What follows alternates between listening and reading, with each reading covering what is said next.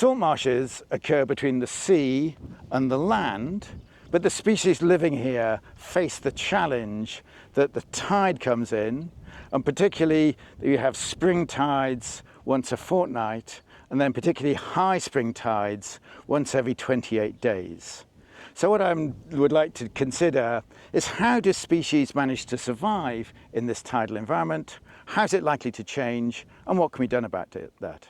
And I'm here with Chris Elphick, who's been studying this issue from the University of Connecticut. Chris, where are we, and what species do you get here? So we're at Deal Island in coastal Maryland on the edge of the Chesapeake Bay, which is some of the most extensive salt marshes in the world.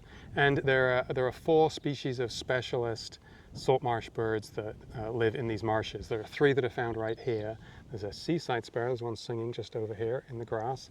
There are clapper rails, which we've been hearing since we got here. And then there are willets, which is a kind of a shorebird that also nests in the marshes. The 4th species, which I think is not found at this particular site, is the salt marsh sparrow. There are other sites not far from here where they occur, and they also occur farther north up along the eastern seaboard of the U.S. And the salt marsh sparrow is the one that is most vulnerable to sea level rise, because their nests get flooded. All of the species are vulnerable, but the salt marsh nest low in the grasses, and on these high tides their nests get wiped out. So how do they manage to survive, though, at all with this tidal system? So they've lived in these marshes for a long time, and they have a nesting cycle that just fits neatly between the extreme high tides. So there's a peak high tides that happen on a monthly basis, and they can just about fit in their nest, their egg laying, the incubation, the feeding of the young to the point where the young can get out of the nest, and they can just about fit that in. The trouble is that as sea levels rise, and as the flow of sediment down into the marshes from upstream has diminished, the marsh elevation can no longer keep up with sea level rise in a lot of places.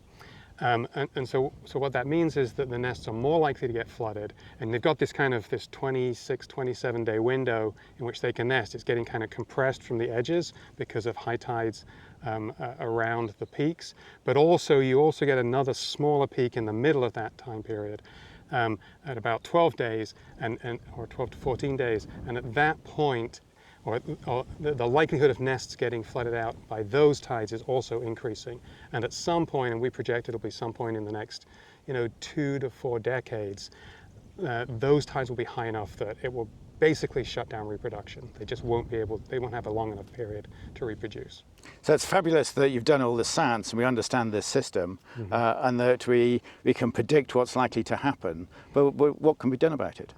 Well, there are an awful lot of people working on solutions, a lot of federal and state agencies here in the U.S., a lot of nonprofit groups like Maryland Audubon, which this is a site where they have been working with people to get some of these management actions on the ground. And here they've, if you look over this way, there's an area where sediment has been brought in, put onto the marsh, with the idea of just raising the elevation a little bit, and it's revegetated. We're a couple of years, I think 2 growing seasons after that was done, and now you wouldn't know. It just looks like a marsh, and that is the case in a lot of places. I don't know the details of this particular project very well, but at other sites along the coast, especially further north, that are now a few years old, we're seeing a lot of vegetation regrowth. We're seeing birds starting to move back in. So it seems like there are things that can be done. There are various other management actions that are being tried, and I think one of the key things is that there's been a very concerted effort to study the consequences of those actions, figure out if they actually work. If they don't work, you ditch those ideas, and try to get a sense of what is the cost-effective way of doing this conservation. That's fabulous. I know here that they've done monitoring beforehand, and they're testing to see how effective this is. It's a clapper rail. There is a clapper rail. And I know, as you described on the sites elsewhere, there's a lot of work testing to see what works, working out how we can improve things and what the possible solutions are to this serious problem. Yeah. So, great example of Kaizen conservation or evidence-based conservation. So it's wonderful what you and others are doing. Great. Well, we like to think so. Thank you.